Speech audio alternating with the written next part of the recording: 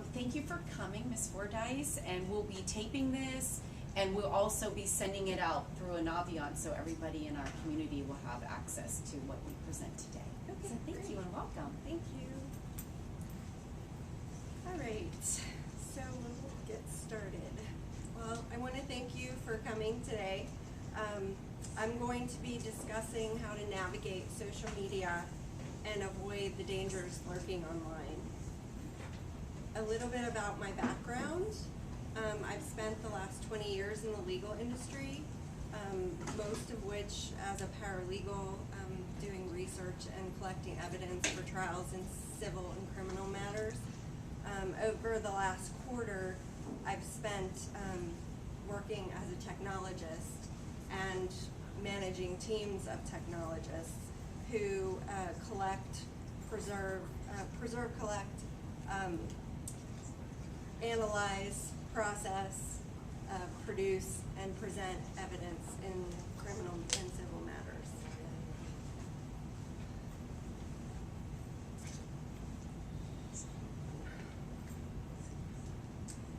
So we live in the information age, which is great, right? So many modern conveniences at the click of a mouse or touch of a finger. But I want you to be aware that there are dangers of allowing information to be made available to the world for the sake of convenience, and questions about what a person can reasonably expect to keep safe.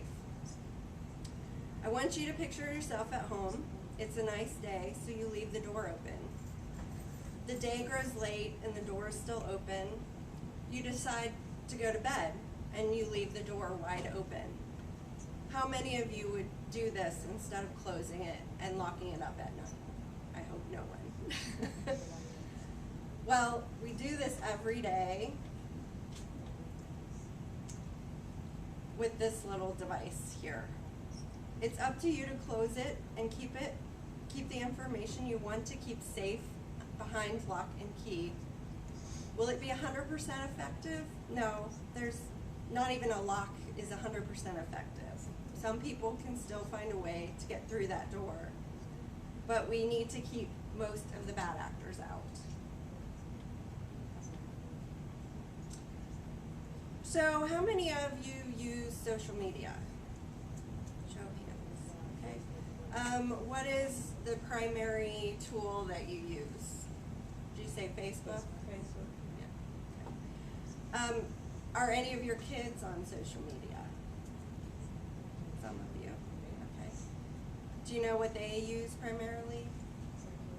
Insta. Pinterest. Yeah. So Common Sense Media did a poll, a study of parents and kids, and asked, what do you use most frequently? No surprise, parents were Facebook, 78%. And kids were Instagram and Snapchat. So this is a 2018 study, so it's still pretty relevant to what they're using right now. Another study asked what parents were most concerned about in regards to their child's social media habits. And I think it found some pretty typical information. Most people are concerned about how much time they spend on the devices, online predators, and exposure to sexual media.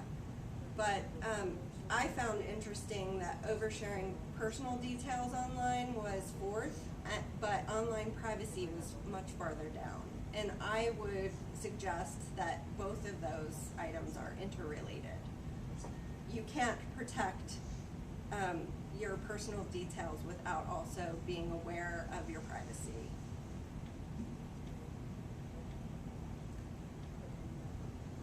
So a teacher, a law professor at a university who teaches on information privacy conducted a research with her study with her students.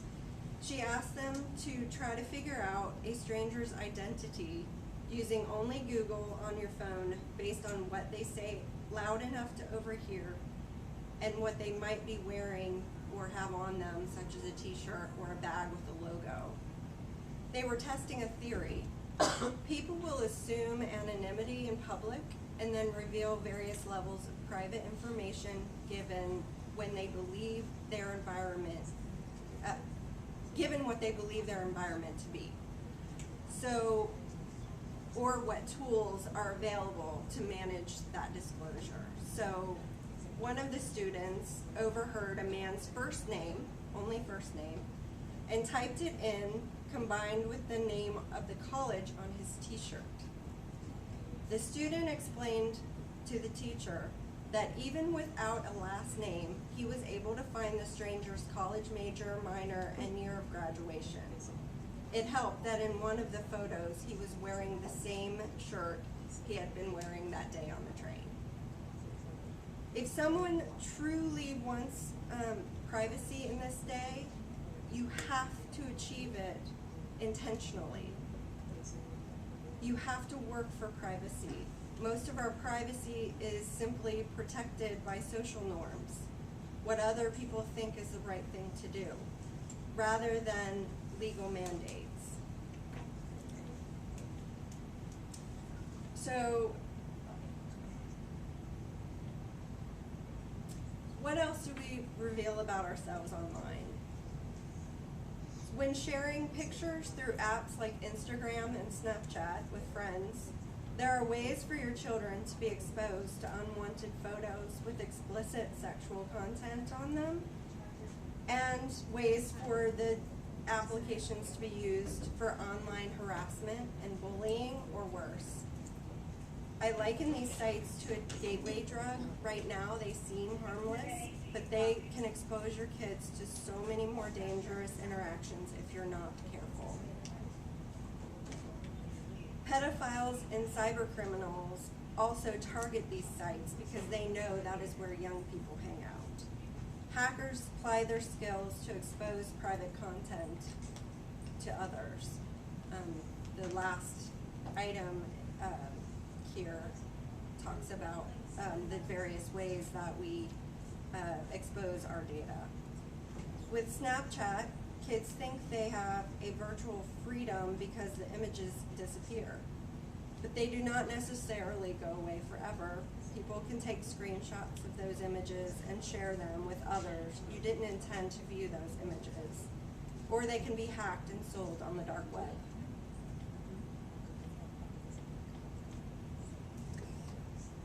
Data can be collected by media companies on anyone over the age of 13. And that distinction is important. Social media companies do a big business, about $21 billion a year, collecting information about you from their platforms to sell to advertisers, including about your children. And companies like Google can capture information about you every 4 seconds. COPPA is the Children's Online Privacy Protection Act. This prevents media companies who know their users are 13 from collecting personal information about those users without verifiable parental consent. Now, you can get around that, and they do, and I'll talk about that more. The types of data that are prevented on COPPA include full name, home address, email address, telephone number, information that would allow someone to identify or contact your child. This law also covers other types of information, for example, hobbies, interests, information collected through cookies or other types of tracking mechanisms when they're tied to those devices, and personal identifiable information. To get away from having to regulate this, Facebook, Instagram, Snapchat all deny access to children under 13, except you can lie about your age and get in. And if you do that, you could be waiving your rights to protect your child's privacy. There's another loophole, which I discovered through this research. Facebook and other applications are able to collect information on your children from your Facebook feed. So from birth announcements to graduation, they can collect every memory you post to use to create an online profile about your child. Geotags are another danger. These are coordinates where an event took place or is taking place, as well as dates, times, location history, and other location-based information. Geolocation data not only reveals where individuals live or where they are at that time, but can also enable inferences about their socioeconomic class, everyday habits, health conditions, among others. And these collections, if enabled in your apps, can collect the information at any time whether or not you have location services turned on. The information is so revealing that the New York Times did a piece recently about how these supposedly anonymous data can track you, or frighteningly, your kids' movements throughout the day and identify who they are very easily. They found that the apps analyzed collected location data and sold it to another third party. This app collected data on locations as often as every 2 seconds. 75 companies collect anonymous, precise location data from apps, claiming to have data on over 200 mobile devices. That's half the mobile devices in use in the last year. Data can be collected up to 14,000 times a day. Companies then sell, use, or analyze the data to cater to advertisers, retail outlets, and hedge funds. This data collection is much more pervasive on Android phones.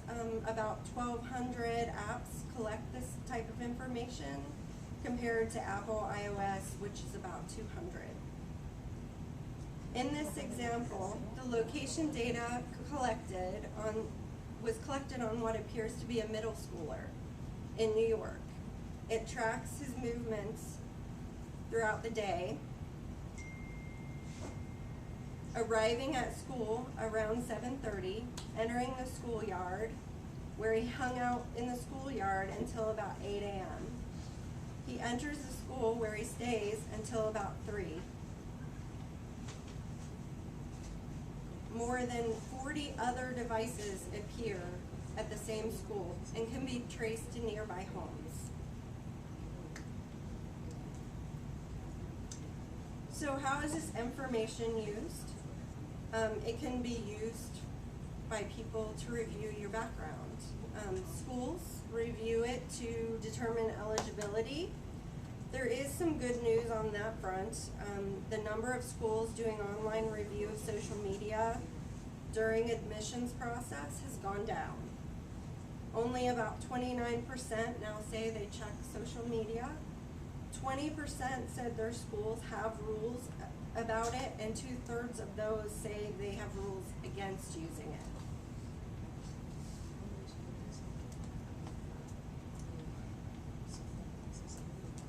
Of those schools, of those who do review, their attitude is if it's searchable, it's fair game. Employers also use the data collected to determine employment suitability. From Career Builder in 2018, 78% of employers said they use social media to review candidates' backgrounds, and 43% use it to check on current employees.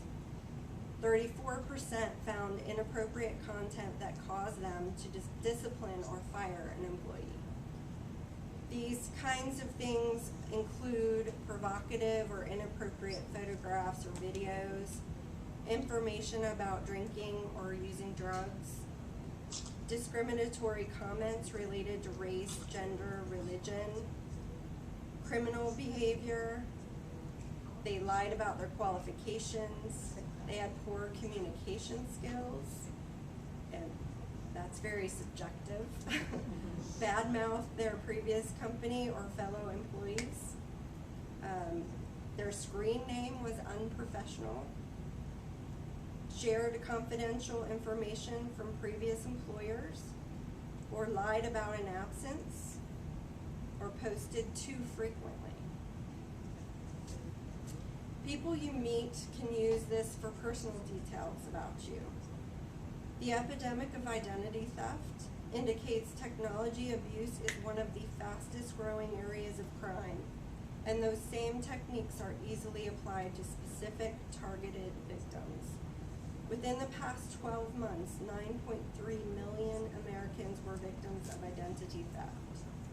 Identity theft is often present in situations of domestic abuse and can become a form of economic abuse once the woman has left her partner.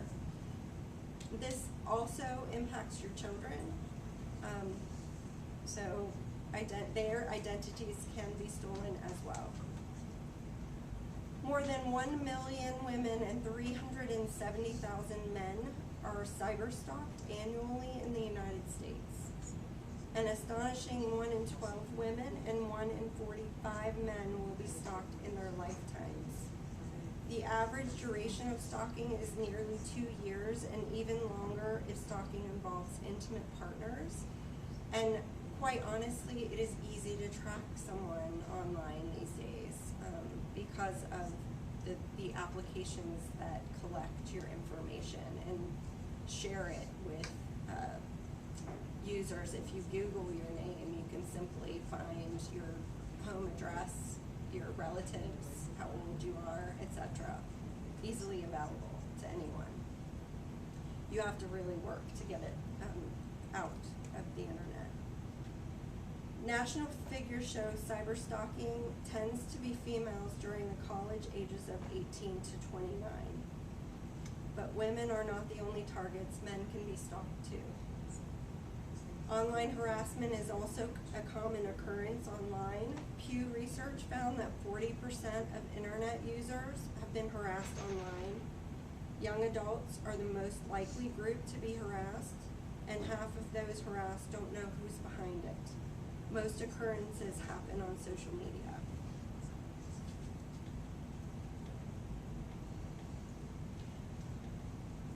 So this information is also used by advertisers, as I mentioned previously, and they, again, spend $21 million collecting this information.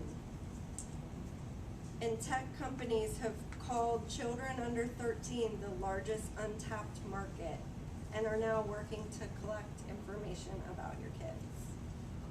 And with tech companies collecting information, parents post about their kids to build the kid's profile. By the time a newborn today reaches 18, they will have amassed an astronomical amount of information about them. There are already been instances of kids suing their parents for posting photographs on social media without their consent. It's helpful to know the different ways they use the data collected.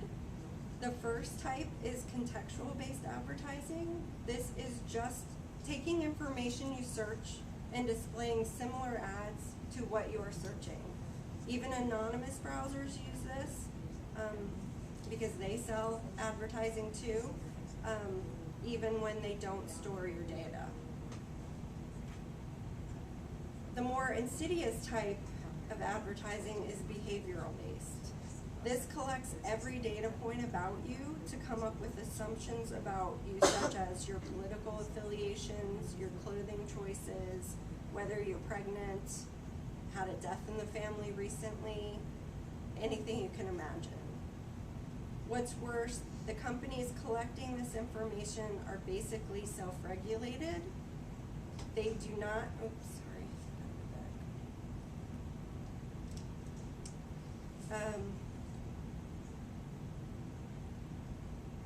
they do not have to give you, they do give you some options for limiting the data that they collect, but it is not easy to find and hardly comprehensive.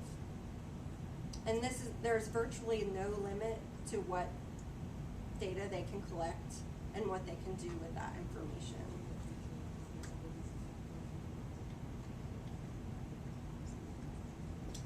And as we've seen fairly recently, this information can be used by bad actors to sow fear. They can target, places where children hang out. We've all seen this little lovely lady, Momo. There was a lot of information running around on social media about Momo. Some people fact-checked, some people fact-checked but still were convinced that it was real. It is important when these things happen that you talk to your kids about it, make sure they understand and are aware of how to tell when something is true and not true, and don't get caught up in everyone's worries. If your kids tell you they've seen something and you don't know what to do, try contacting the vendor. YouTube seems to be a location. So the Momo challenge was all over YouTube, supposedly. So, I saw parents who were absolutely convinced that their kids saw something, but they didn't know where because they weren't watching it at the time. So my response to them was contact the vendor, find out what your kids were watching. Since they track everything you do, they should be able to know what your kids were watching when it occurred, if you know the date. And they can either pull it down or tell you that it didn't exist. It's also important to limit the apps that your children view. YouTube is, I know the kids love to use it, but it's very hard to control. There are very few parental controls on that application, and it's quite easy to see something inappropriate for a young age on that application. And there are some content settings that can minimize this, but again, YouTube has very limited content settings, so it's very hard to control.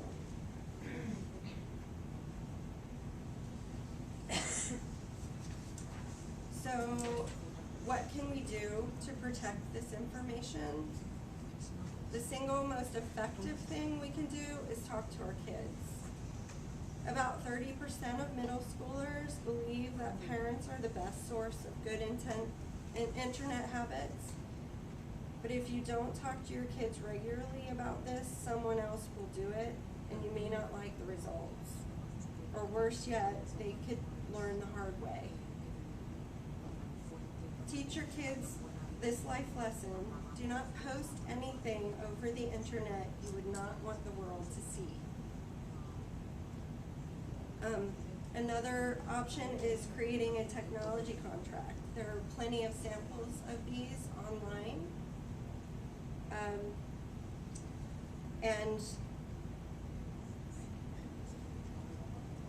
technology is a privilege and not a right. One study found that kids are more responsible on devices their parents own rather than ones they bought for themselves.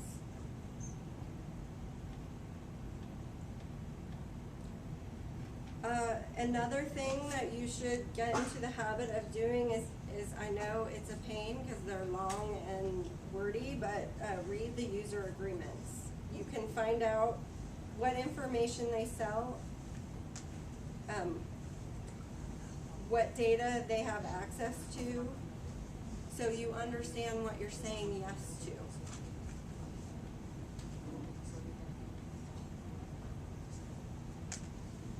You can limit the information used when setting up your children's accounts. Don't use PII to identify them. Some ask for profile information. Don't provide that to them. But don't lie about their age either, because again, if they are under 13, they have protections, but if you lie about that, then those protections go away.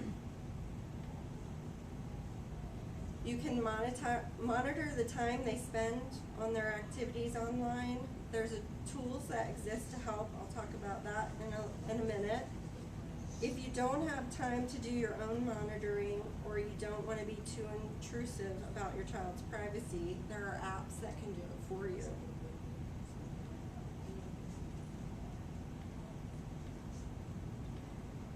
this is page 1 of a long list, and we'll provide the slides later, but I tried to list some of the most common and popular apps to help with content monitoring.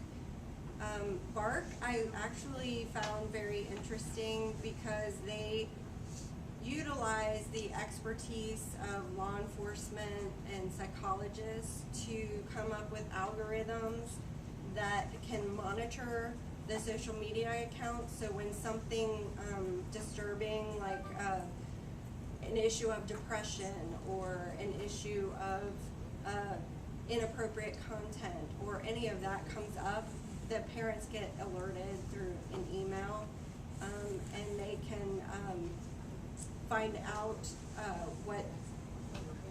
what device or what app they were using when the content appeared.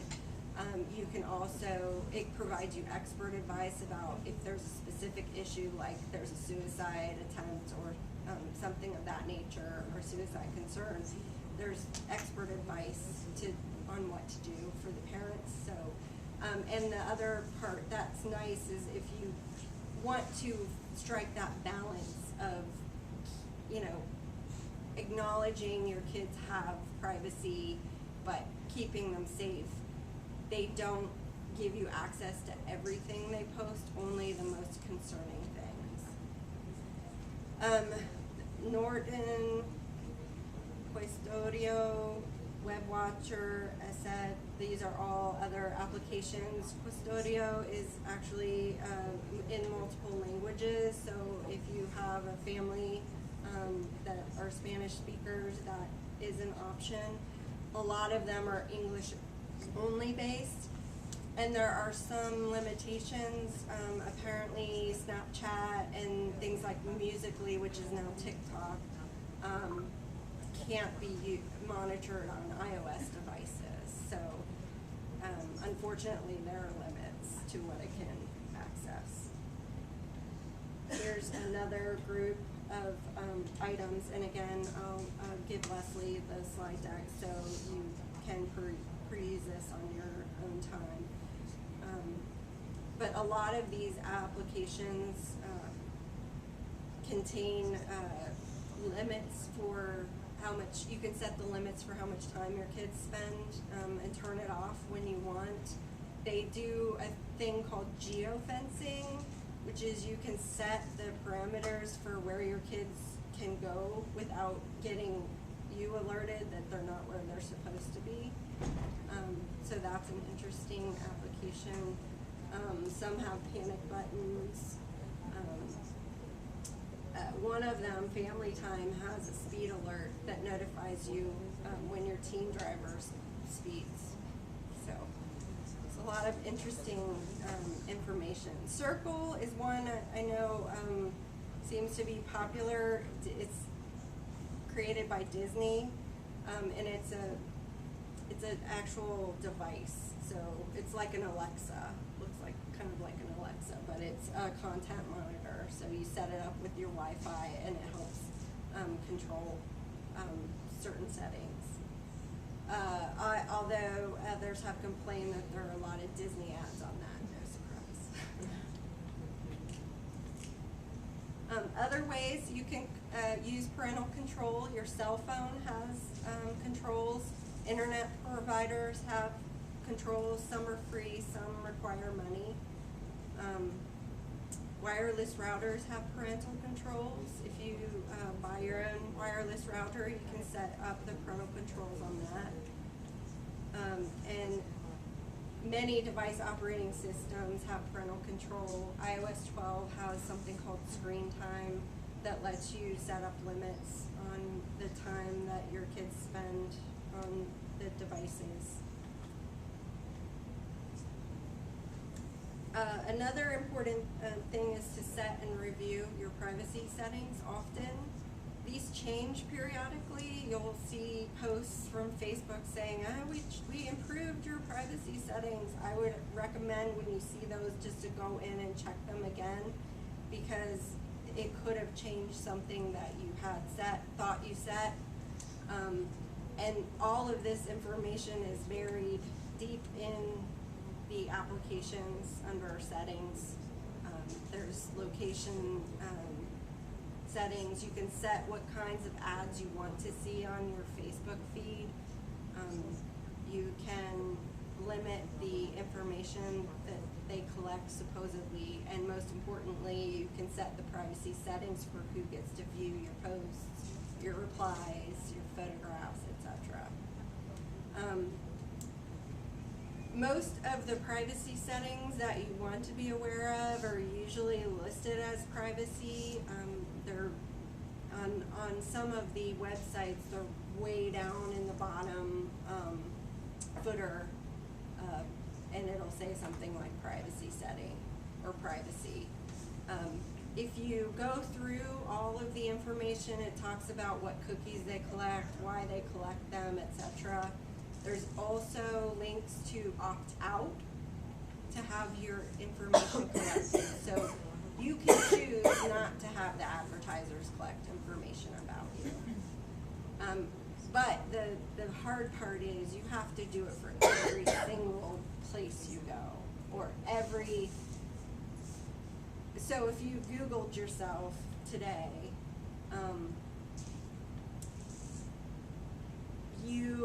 if you saw something like I mentioned before, where they have your name, your family's names, where you live, your age, etc., even those you can opt out of. So you have to go to their privacy setting, find the opt-out button.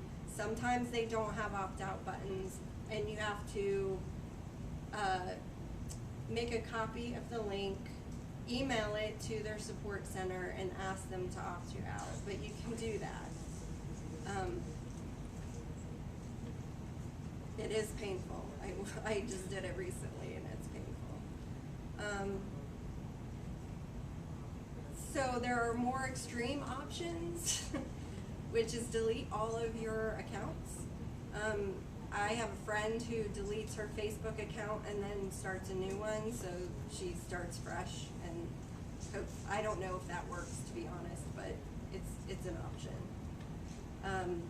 But taking away your online profile, it won't remove the history that they've already collected about you, but it will at least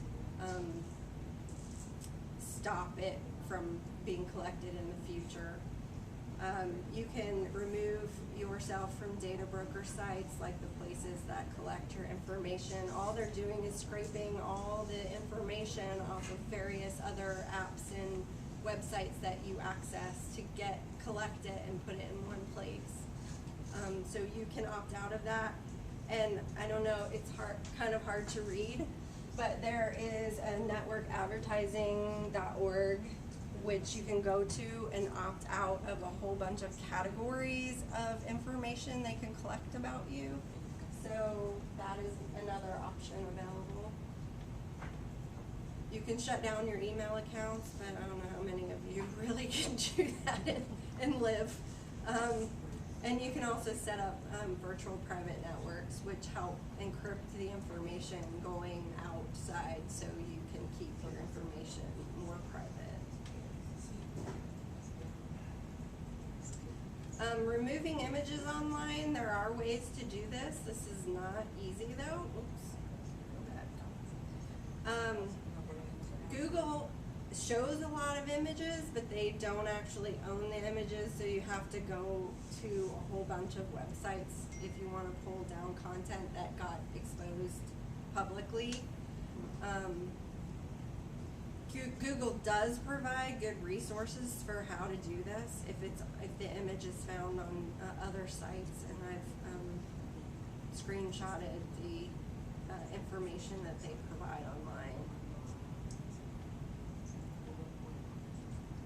And governments are starting to be more aware of data privacy.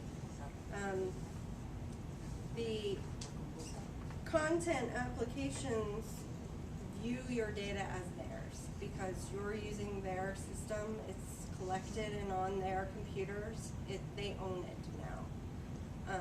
So if you look at everything you do from that lens, you know, make sure you are giving them something you don't mind them owning about you.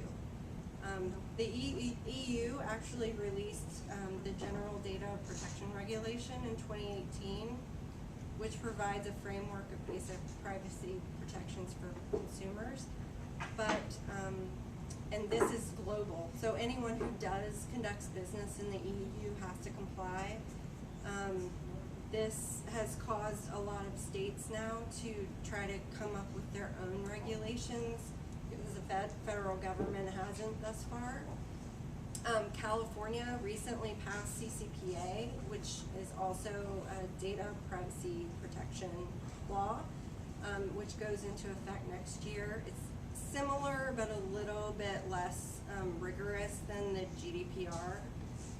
And 24 other states have enacted legislation in various forms to protect privacy. If you're so inclined, it's highly entertaining. I watched a joint session of Congress, the Senate Judiciary and Commerce Committees talking about data privacy with some of the technology companies.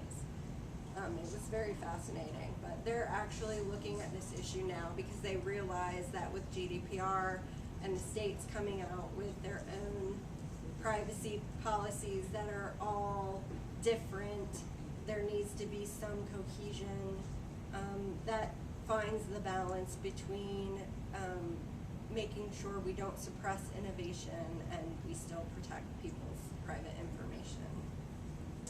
And then there's COPA, which I've already discussed. So that's pretty much everything I have today. Again, on the slides, I put references to a lot of the things I talked about so that you can review them yourself if you want. Links to various reviews of the content monitoring application, so you can kind of pick which one you like best if you're interested in getting one of those. So that's it. Does anybody have any questions?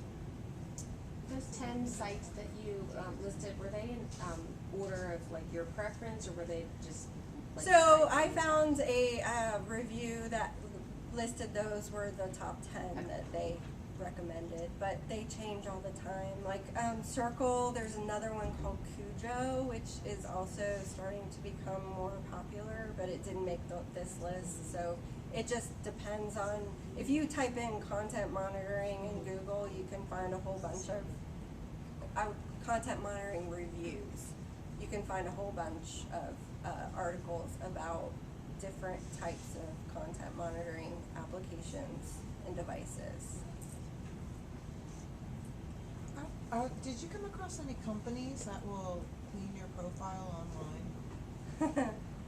No, not really. Okay. I'll caveat that. There are companies that if you give them access to your life on Facebook, will go through it and say you should delete these things because they're not good for your reputation. So there are those applications that do that. You do have to give them your password access to the application in order to be able to filter through everything. So that's the downside. Hello. Mom here wants to know if the kids are getting this kind of talk in the school, so they are becoming aware of the danger of these. So yes, sort of. So Officer Spurlock does a session with the kids, and he does high school and middle school, where he'll go to various schools. I don't know which schools he visits or how often. So, but they do. Loudoun County. If you look at the Loudoun County Public School webpage, has several parent discussions. Theirs are geared more on the criminal behavior side and what dangers they can come up against with cyber stalkers and people oversharing your information. but Yeah, Yeah. we have not, I know we've had Officer Spurlock here in the past, but we have not had him recently, Mhm. and that's something we have asked for. When, counselors do a yearly, like, anti-bullying presentation, cyberbullying, we touch on things about safety, but not to this magnitude, and I think that really would be helpful, not only for the parents, but for the kids too. I mean, Yes, I don't think the school should be the only one who advocates for this, and I know it can be a challenge if you're not technically savvy, to know how to talk to your kids, but just talking about what sites they visit, you know, have some limitations, like, for me, I let my daughter go to certain sites, so she's into video games. I do allow her to have access to the online network so she can play with other people, but our agreement is you can only play with people you personally know. If you've never seen them face to face, you can't play with them. And I use that rule for social media apps. She had Musical.ly at one time. She doesn't use it now, but she was only allowed to friend people she knew. And she friended Ariana Grande. I'm like, you may think you know her, but you don't, so take that off. Fine. I just want to add too that the students get lessons on digital citizenship too in 6th and 7th grade. So they get that 6th grade, 7th grade, but not for 8th grade, and they do get that through our librarians. Mhm. So it's another little piece. And things change all the time. That's why we have to have It this really type of does. It presentation changed. I mean, every even year. from last year, the things Right. that I talked about were changing over time.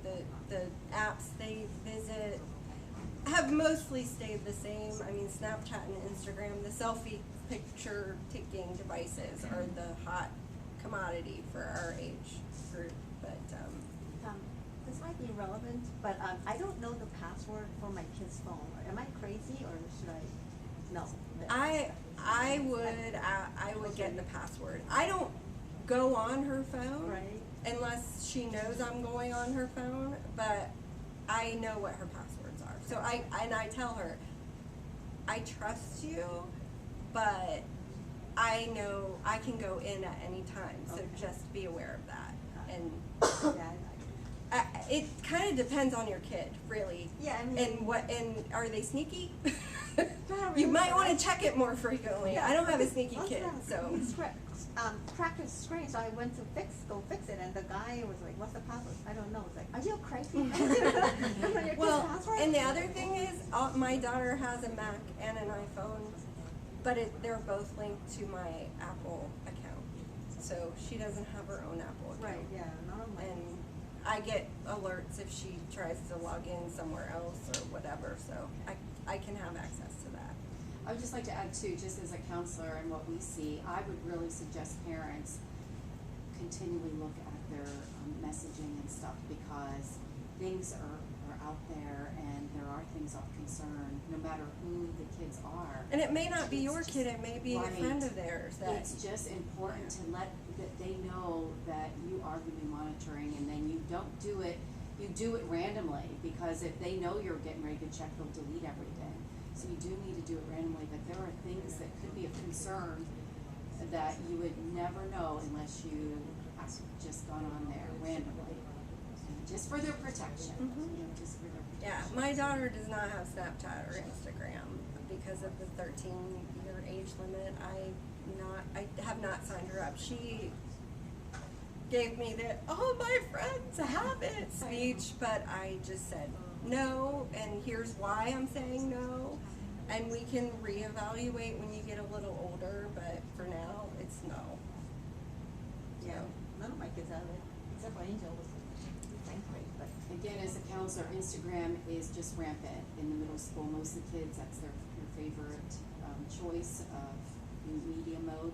And there's a lot of stuff that goes on Instagram, and they're young, they shouldn't really have it. So they're And not, but talk they do. about, They talk do. about appropriate use, you know, you guys can have those conversations with your kids about, should you be using it at these times? Kids were using it in school, you know, and that's sort of how I came about talking to Leslie about, hey, you know, you guys should be aware kids are using these social media applications in classes. So maybe we need to make parents aware that they shouldn't be doing that. Any other questions? Thank you all so much. I appreciate it. Thank you. I hope it was helpful.